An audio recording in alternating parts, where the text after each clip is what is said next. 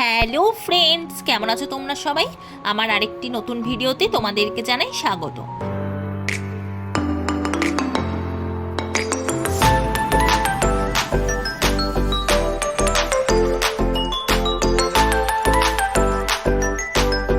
আজকে সিম্পল একটা blog share করতে চলেছি। তোমাদের দাদাভাই পড়াতে বসেছে আর আমি ঠিক করলাম যে আজকে পাস্তা বানাবো, তারই সবজি কাটতে বসে পড়েছি। আর বাবাকে দিয়ে আনালাম চিকেন। এইখানে পাস্তাটা সিদ্ধ করে রেখেছি আর এইদিকে চিকেনটাতে নুন হলুদ মাখিয়ে রেখেছি। আজকে এগ চিকেন পাস্তা বানাবো, কিন্তু বাবা চিকেন খায় না, তাই জন্য এদিকে ডিমটা ভেজে নিচ্ছি আর বাবারটা আগে উঠিয়ে তারপর চিকেনগুলো দিয়ে দেব। তো আমার পাস্তা বানানো তৈরি। আর পাস্তাতে পেঁয়াজ, লঙ্কা আর আদা কুচি, রসুন কুচি দিয়েছিলাম। বেশি কিছু সবজি ছিল না, তাই এই দিয়েই বানিয়ে ফেললাম। চাউমিনের থেকে আমার আবার পাস্তাটা বেশি পছন্দের। এইদিকে এক প্লেট বাবার জন্য রেখে দিয়েছি। তারপর আমরাও বসে পড়লাম। একদিকে মা, কুট্টি মা, আমি আর বড়মশাই বসলাম।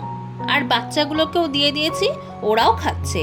আর বাবা পরে খাবে, যেহেতু আমাদের ঘরে দোকান আছে, তাই দোকানে কেউ একজন গেলে তারপর বাবা বেরাবে।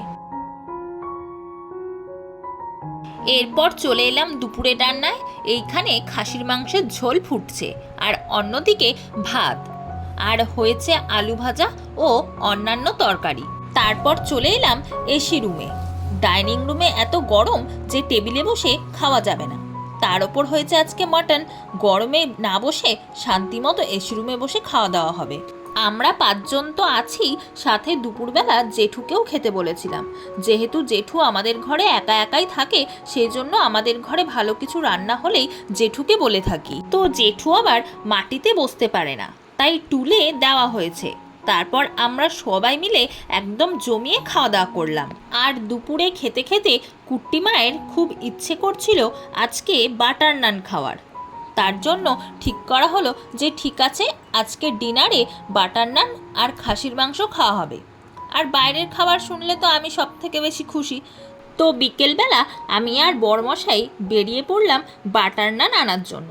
কিন্তু রাস্তায় বেরিয়ে তার আবার লস্যি ও আইসক্রিম খেতে ইচ্ছে করছে, তাই প্রথমে চলে এলাম কুলফির দোকানে। সেখান থেকে কুলফি ও লস্যি কিনে নিলাম। তারপর দুজন মিলে খেয়ে দিয়ে চললাম এখন মেন উদ্দেশ্যে, যেটা আনতে বেরিয়েছিলাম। তো হোটেলে চলে এসেছি আর এই হোটেলটাতে প্রতিটা খাবারই খুব টেস্টি বানায়। তো আমাদের অর্ডার দেওয়া হয়ে গেছে, বলল একটু দেরি হবে। খড়গপুর থেকে যারা দেখছো তারা হয়তো জায়গাটা চিনতে পারবে। খড়গপুর মিউনিসিপ্যালিটির পাশেই যে ফুড স্টুডিও আছে তার অপোজিটেই এই দোকানটা পড়ে। একবার ট্রাই করে দেখো, প্রত্যেকটা খাবারই কিন্তু দুর্দান্ত বানায়। তো আমাদের পার্সেলটা দিতে যেহেতু একটু দেরি হবে বলল, তাই দুজন মিলে দাঁড়িয়ে দাঁড়িয়ে বিভিন্ন ধরনের রুটি বানানো দেখছিলাম। কি আর করব, এইভাবেই টাইম পাস করছিলাম। অবশেষে অনেকক্ষণ পর পার্সেলটা হাতে পেয়ে চললাম বাড়ি।